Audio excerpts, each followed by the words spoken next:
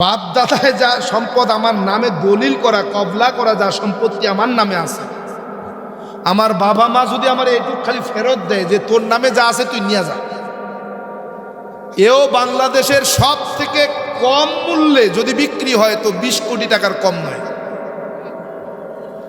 কিন্তু কসম খোদার বাবা মার কাছে কোনো সময় বলি নাই ওখান থেকে আমাকে একটা পয়সা দাও। চাকরি যখন চলে গেছে 12 সালের মে মাসের 5 তারিখে, মে মাসের 12 তারিখে, ওই সময় আমার পকেটে 2টা টাকা নাই যে 1 কাপ চা কিনে খাবো।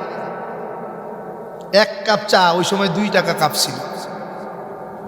শূন্য হাতে ইসলাম পাইছি, শূন্য হাতে, ভিক্ষা করি নাই। বুকে হাত দিয়ে বলতে পারি কেউ আমাকে বলতে পারবে না যে আমি 2 টাকা দিয়ে তাকে সাহায্য করছি, 2 টাকা দিছি আমার শ্বশুর বাড়ির লোক না।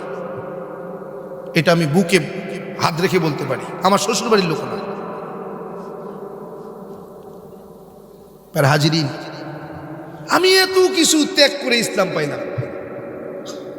আপনার কাছে যদি আমি সামান্য করব, আমার সঙ্গের একসঙ্গে চাকরি করছি আমার বড় ভাই হাসমতুল্লাহ ভাই আছেন, পিছনেই আসেন, পোশাক পরাই আছেন উনি, এখনো আমার মহব্বতে আসছেন, একসঙ্গে চাকরি করছি। যদি মিথ্যা বলি উনার কাছ থেকে শুনবেন। হাজিরিন,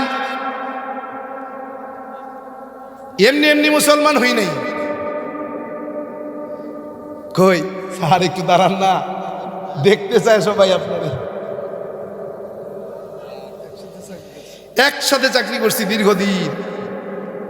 আমি আসবো খবর শুই না, এর আগের দিনও আসছে, আজকেও আসছে। আইসে ডিউটি থেকে এসে পোশাকও খোলে নাই, পোশাক পরা অবস্থায় আমার কাছে আসছে। গেলাম, এজন্য বলতেছিলাম সব কিছু হারানোর মাধ্যমে ইসলাম পাইছি। তোমাকে আমাকে কিছু হারাতে হয়েছে, কিছু হারাইছেন?